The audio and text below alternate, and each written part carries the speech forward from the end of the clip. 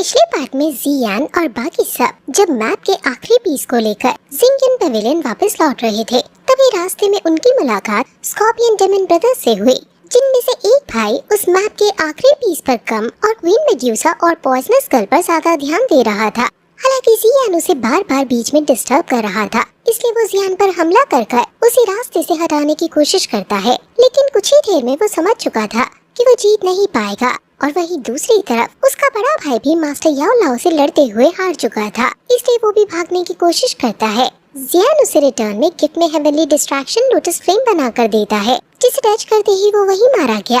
वैसे उसके मरने के बाद उसकी बॉडी में से एक हेवनली टेक्निक रिलीज हुई थी, जिसे जियान ने अपने पास रख लिया।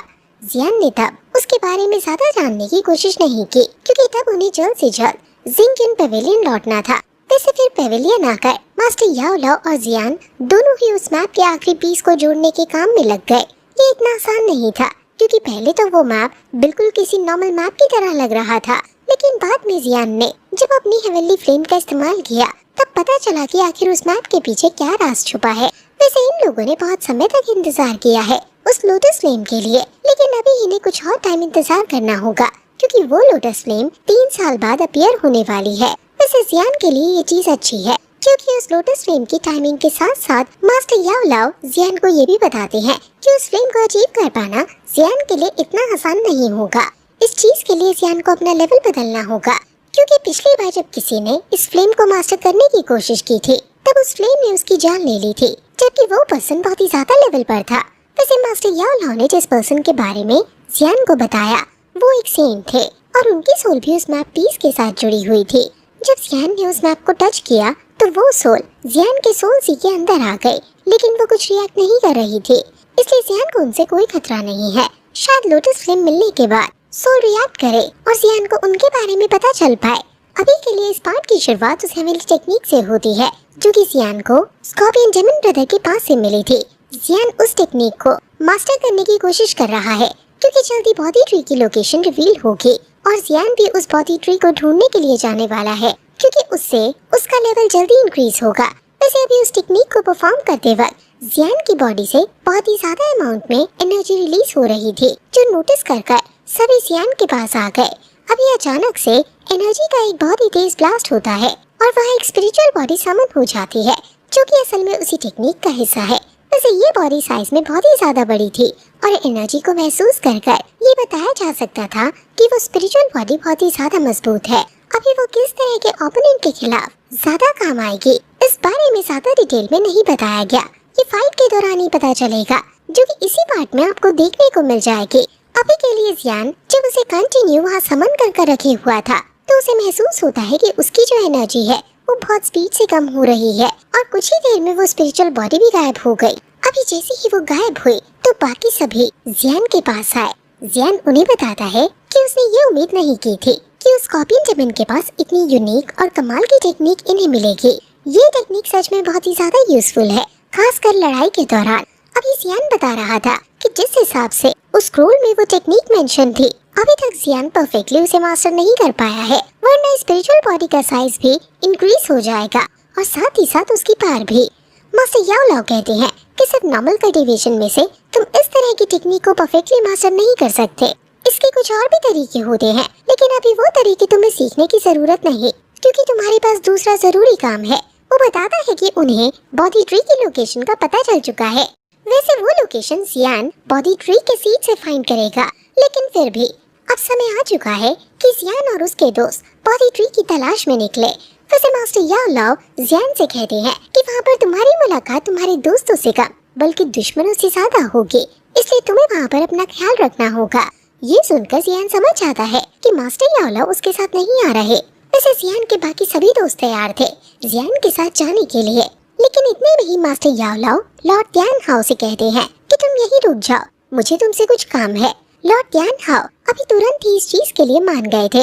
वैसे मास्टर याओ लाओ को ये चीज पता है कि वहाँ बहुत ही ज्यादा खतरा होने वाला है, इसलिए वो जियान के साथ भले ही ना जा रहे हो, लेकिन उसे एक समनिंग स्टोन देते हैं और ये चीज खास कहते हैं कि जब भी वो किसी प्रॉब्लम में फंसे, तो प्रॉब्लम खुद सॉल्व करने के बजाय उस समनिंग स्टोन को ब्रेक कर दे, जिससे मास्टर याओ लाओ वहाँ समय पर पहुँच सके। जियान कहता है कि वो इस चीज का ध्यान रखेगा और इसके बाद वो अपने दोस्तों के साथ वहाँ से निकल पड़ता है। उसके साथ अभी क्वीन मेड्यूसा, पॉइजनस गर्ल और किंगलैन जा रही हैं। अभी रास्ते में इनकी मुलाकात और भी कई लोगों से होती है जो कि बॉडी ट्री को फाइंड करने के लिए निकले हुए हैं। हालांकि आपस में इनकी कोई बातचीत नहीं होती, ये बस उन्हें नोटिस करते हैं क्योंकि वो लोग बहुत ही ज्यादा जल्दी में लग रहे थे। वो आपस में बात कर रहे थे कि वहाँ उस पेड़ के पास जो पहले पहुँचेगा वो ट्रेजर उसका। ऐसा वो इसलिए कह रहे हैं क्योंकि ज्यादातर लोग एक ही जगह से आए हैं, इसलिए आपस में लड़ने से अच्छा है जिसे वो पहले मिले वो उसका हो जाएगा। बाकी लोग भी इस चीज से एग्री कर रहे थे। वैसे ये लोग इतनी जल्दबाजी कर रहे हैं, ये चीज जियान को सही नहीं लगती, पर वो इन्हें बीच में नहीं टोकता और उनके बीच दखल नहीं देता।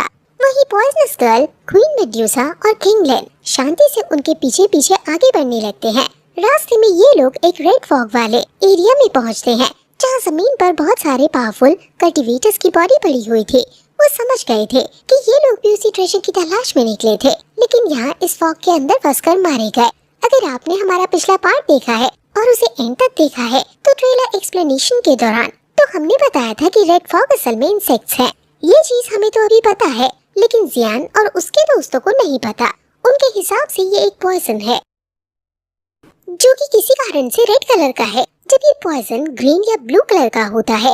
वैसे चिंता की अभी कोई बात नहीं थी क्योंकि उनके साथ पॉइजन क्वीन है जो कि उन्हें एक पिल दे देती है जो कि ज्यादातर नॉर्मल पॉइजन्स को बॉडी में फैलने से पहले ही खत्म कर देता है। सभी ने वो पिल खा ली थी, इसलिए वो फिर नॉर्मली आगे बढ़ने लगे थे।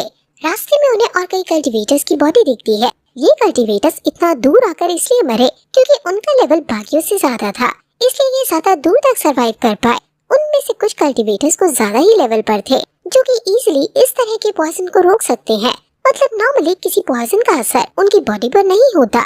जियान और बाकी सभी ये देखकर थोड़े से हैरान हो चुके थे। वो आगे बढ़ना रोक देते हैं और वहीं रुककर पहले उस पॉइजन का इलाज सोचते हैं।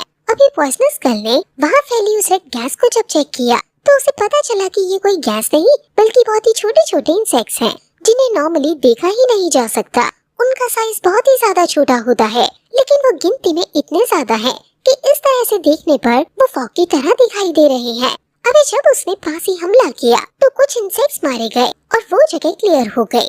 बाद में वहाँ फिर से इंसेक्ट्स फैल गए थे, लेकिन ये चीज क्लियर हो चुकी थी कि वो कोई गैस नहीं बल्कि इंसेक्ट्स हैं और बाकी कल्टीवेटर्स भी इसलिए मारे गए क्योंकि उन्हें लगा कि वो पॉइजन है और पॉइजन उनकी बॉडी पर कुछ फर्क नहीं करता, पर वो इंसेक्ट उनकी बॉडी पर असर जरूर कर रहे थे। वो उनकी बॉडी के अंदर चले गए और उनके सेल्स को खत्म कर दिया। वैसे पॉइजन गर्ल कह रही थी कि इस चीज का पता उसे पहले ही चल जाता, लेकिन उसकी बॉडी का पॉइजन इन इंसेक्ट्स को अंदर आते ही खत्म कर दे रहा था, इसलिए उसे असर महसूस नहीं हुआ। वैसे जियान की बॉडी में भी बहुत सारे इंसेक्ट थे, लेकिन उसकी हेवनली फ्लेम ने उन्हें खत्म कर दिया। जियान समझ गया कि इन्हें कैसे रोकना है। वो तुरंत क्वीन मेड्यूसा और किंगलैन के पास आता है और अपनी हेवनली फ्लेम की मदद से उनकी बॉडी के अंदर फैले हुए इन इंसेक्ट्स को भी खत्म कर देता है। और बाद में ये चीज फिर से न दोहरानी पड़े, इसलिए उसने एक हेवनली फ्लेम का बैरियर क्रिएट कर दिया था जो कि आसपास के इंसेक्ट्स को उनके पास आने से रोक रहा था, बल्कि जो आसपास के इंसेक्ट थे वो खुद ब खुद दूर भाग रहे थे क्योंकि हेवनली फ्लेम गर्म होती है और पॉइजनस इंसेक्ट्स कोल्ड ब्लडेड होते हैं। खैर अब रास्ता क्लियर हो चुका था, इसलिए ये शांति से फिर से आगे बढ़ना शुरू कर देते हैं। कुछ ही देर में इन्होंने उस पॉइजनस इलाके को मतलब इंसेक्ट से भरे हुए इलाके को पार कर लिया था। जब ये माउंटेन के बहुत नजदीक थे, जियान तुरंत अपने पास से बॉडी ट्री का सीट निकालता है बॉडी ट्री की लोकेशन फाइंड करने के लिए, लेकिन सीट बिल्कुल भी रिएक्ट नहीं करता। मतलब अभी ये बॉडी ट्री से बहुत ही ज्यादा दूर है। इन्हें उस माउंटेन में अभी और अंदर की तरफ जाने की जरूरत है। अभी वैसे तो ये लोग आगे बढ़ते, लेकिन इतने में ही इन्हें कुछ धमाके की आवाज सुनाई दी। वो समझ गए कि जरूर आसपास कोई फाइट कर रहा है। अब ये कमाल की बात थी कि बॉडी ट्री अभी सामने आया भी नहीं है और लोग लड़ने भी लगे, लेकिन फिर क्यूरियोसिटी के लिए ये लोग देखने आगे बढ़ते हैं कि आखिर लड़ कौन रहा है। इसी बीच हमें देखने मिलता है कि असल में यूनियन, यानरैन और साथ ही फ्लावर सेक्ट से आए हुए वो लोग थे जो कि सभी बॉडी ट्री के लिए उस माउंटेन पर आए हुए हैं। वैसे ये लड़ नहीं रहे, बल्कि ये किसी से बचकर भाग रहे हैं और जिससे ये भाग रहे थे वो था प्रोफाउंड स्काई सेक्ट का यंग मास्टर या हुआ। अभी आपको याद ही होगा कि ये कौन है। ये फ्लावर सेक्ट की यंग मास्टर हुआसन को लाइक करता था और हुआसन फ्लावर सेक्ट के लीडर बनने वाली थी, लेकिन एंड मोमेंट पर पुरानी लीडर ने वो गद्दी यूनियन को दे दी, जो चीज इन्हें पसंद नहीं आई और बाद में इसने लड़ने के लिए चैलेंज किया था। जब सियान वहाँ पहुँच गया और जियान ने यूनियन को बचा लिया, जिसके बाद फ्लाश सेट के लीडर यूनियन बन चुके थे। उस बात को ये लड़का अभी तक नहीं भूला है। उसने देखा कि फ्लाश सेट वाले यहाँ है, तो इसने सोचा कि क्यों ना बदला लिया जाए, और बदला भी इसने बिल्कुल सही मोमेंट पर लिया। ये फ्लाश सेट वाले मतलब यूनियन किसी और से फाइट कर रहे थे। उसी दौरान ये लोग बीच में टपक पड़े और इन पर हमला करना शुरू कर दिया। यूनियन जानती थी कि हुआजिन को नहीं हरा पाएगी। इसका कारण ये है कि हुआजिन के साथ अभी उनके प्रोफाउंड स्काई सेट का चीफ तियानमिंग भी है, जो कि अच्छे खासे लेवल पर है। साथ ही उनके बहुत से एल्डर और डिसाइपल्स भी थे, जिनका लेवल यूनियन के साथ आए हुए सभी फीमेल डिसाइपल से ज्यादा है। इसलिए यूनियन ने फैसला किया कि वो वहाँ से बचकर भागेंगे। इस बीच उनके कुछ डिसाइपल्स बीच में ही मारे गए और कुछ को यूहाओ और बागियों ने पकड़ लिया। अभी रास्ते में या हुआ यूनियन पर हमला कर उसका रास्ता रोकता है। बाकी डिसाइपल्स भी वहीं रुक जाते हैं।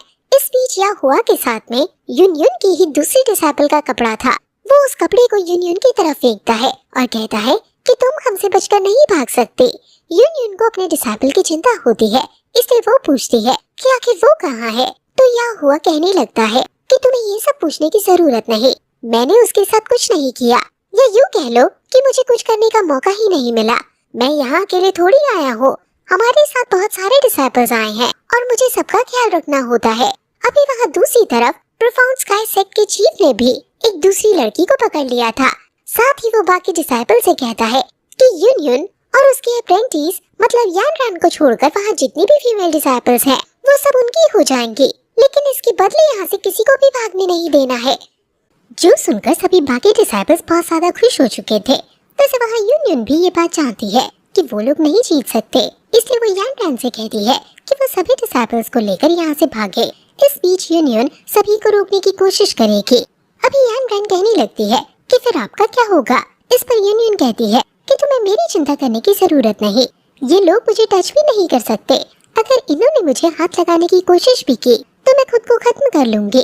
अभी यूनियन ने तो ऐसा कह दिया, लेकिन न ही यान रैन मानती है और न ही बाकी सारी फीमेल डिसाइपल्स। वो अभी साथ मिलकर लड़ने का फैसला करती हैं और लड़ने लग जाती हैं। लेकिन नॉर्मल सी बात थी, या हुआ और बाकी उसके साथ आए हुए डिसाइपल्स ज्यादा ताकतवर थे, इसलिए इनके जीतने का सवाल ही नहीं पैदा होता। वो यूनियन ही थी जो कि थोड़ी ताकतवर थी, लेकिन या हुआ के हमले के सामने वो भी हार रही थी, क्योंकि उसने पहले ही अभी किसी और से फाइट की थी और तुरंत उसे या हुआ से फाइट करनी पड़ रही है। या हुआ इस बार उस पर थोड़ा पावरफुल अटैक करता है और कहता है कि पहले मैं तुम्हें चोट नहीं पहुंचाना चाहता था, लेकिन कोई बात नहीं, अगर तुम लड़ना ही चाहती हो तो तुम्हारी मर्जी। उसकी पॉइजनस पाम अटैक से यूनियन को चोट लग जाती है और यूनियन जमीन पर गिर पड़ती है। इस बीच उसके सभी डिसाइपल्स को भी पकड़ लिया गया था। वो लोग यूनियन को टच भी कर पाते, इसके पहले ही यूनियन खुद को सेल्फ डिस्ट्रक्ट करने लगती है। मतलब वहाँ वो खुद को खत्म कर रही थी, मगर इतने में ही ध्यान में मतलब प्रोफाउंड स्काई सेट का चीफ कहने लगता है कि तुम तो खुद को खत्म कर लोगी, लेकिन एक बार इन डिसाइपल्स का सोचो, फिर इनका क्या होगा। अभी ये बात सुनकर यूनियन को रुकना पड़ता है।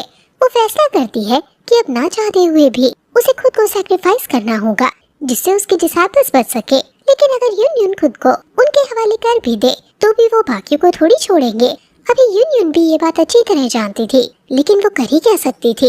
उसने ये चीज एक्सेप्ट कर ली थी और उसे लगा कि शायद उसकी किस्मत में यही लिखा है। लेकिन इतने में ही अचानक से एक बहुत ही तेज लाइट वहाँ फैलती है और जियान की किंग कॉक गोरिल्ला ग्लास बॉडी समन हो जाती है। ये वही स्पेशल टेक्निक है जिसे जियान ने अभी सीखा है। जियान उसकी बात चेक करना चाहता था और इससे अच्छा मौका उसे फिर कभी नहीं मिलेगा।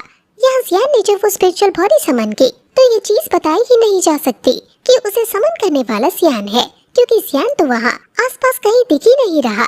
सभी उस जायंट स्पिरिचुअल बॉडी को देखकर बहुत हैरान थे।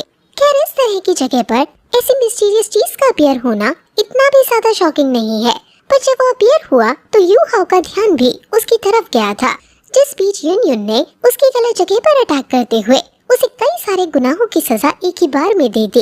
यहाँ इस तरह का अटैक जब या हुआ पर हुआ तो उसका ध्यान उस स्पिरिचुअल बॉडी से हटकर वापस से यूनियन पर आ गया।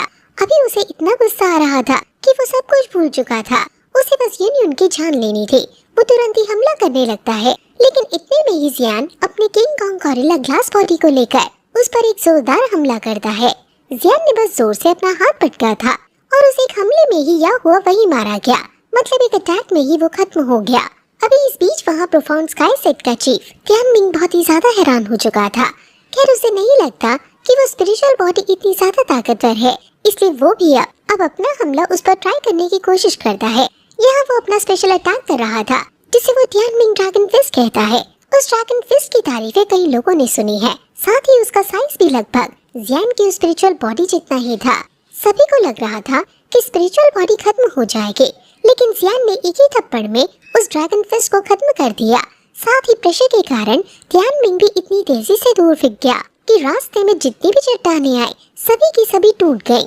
अभी वैसे तो तियानमिंग ठीक था, वो वापस से लौट कर आ चुका था, लेकिन उसके डिसाइपल्स होप खो चुके थे। वो हैरान थे कि उस स्पिरिचुअल बॉडी ने पहले तो उनके यंग मास्टर को एक हमले में ही खत्म कर दिया और फिर उनके चीफ को भी इतना दूर फेंक दिया। साथ ही उनके चीफ का स्पेशल अटैक भी उस स्पिरिचुअल बॉडी पर काम नहीं किया। उनके लिए तो वो स्पिरिचुअल बॉडी किसी गॉड की तरह थी। उन्हें कुछ भी समझ नहीं आ रहा था। वैसे तियानमिंग के अंदर अभी भी कॉन्फिडेंस था। वो सभी से कहने लगता है कि अगर हम मिलकर हमला करें तो इसे इजीली खत्म कर सकते हैं, हमें बस साथ मिलकर काम करना होगा। लेकिन बाकी सारे डिसाइपल्स ऑलरेडी बहुत ही ज्यादा डर चुके थे। वो हाँ या ना भी नहीं करते और तुरंत ही वहाँ से भाग जाते हैं, जो देखकर तियानमिंग को बहुत ही ज्यादा गुस्सा आता है।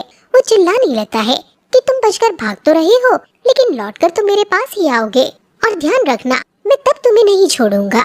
अब ऐसा कहते हुए वो भी खुद जान बचाकर वहाँ उन सभी डिसाइपल्स को खत्म करने जाने वाला था, लेकिन इतने में ही जियान ने अपनी king Kong gorilla Glass body से तियानमिंग को किसी मच्छर की तरह मार दिया। लेकिन जियान की उस king Kong gorilla glass spiritual body के जो अटैक है वो थोड़े शॉकिंग है, क्योंकि या हुआ और तियानमिंग दोनों ही सिर्फ एक हमले में मारे गए। इसी वजह से अभी इस अटैक को देखकर जितनी मैं शॉक हूँ उतनी ही वहाँ यूनियन भी थी। वैसे अभी वो स्पिरिचुअल बॉडी भले ही जो भी हो, लेकिन उसने मदद जरूर की है, इसलिए यूनियन और यानरैन साथ ही वो बाकी सारे फीमेल डिसाइपल्स आगे आकर जियान को शुक्रिया कहने लगती हैं। यहाँ अचानक ही जियान की उस स्पिरिचुअल बॉडी के पीछे से क्वीन मेड्यूसा, पॉइजनस गर्ल और किंग लिन निकल कर आते हैं। अभी यूनियन क्वीन मेड्यूसा को तुरंत ही पहचान चुकी थी। साथ ही क्वीन मेड्यूसा ने भी यूनियन को पहचान लिया था, लेकिन वो उसे देखते ही अपना फेस साइड कर लेती है और मन में सोचने लगती है कि यूनियन वहाँ प्रॉब्लम में थी। शायद जियान ने इसलिए इतना जल्दी मदद करने का मन बना लिया, वरना टेक्निक तो बाद में भी चेक की जा सकती थी। खैर अभी क्वीन मेड्यूसा को देखकर यूनियन को एक डाउट होता है कि कहीं वो स्पिरिचुअल बॉडी असल में जियान तो नहीं, लेकिन उसके इस डाउट के साथ ही ये पार्ट यहीं पर खत्म हो जाता है।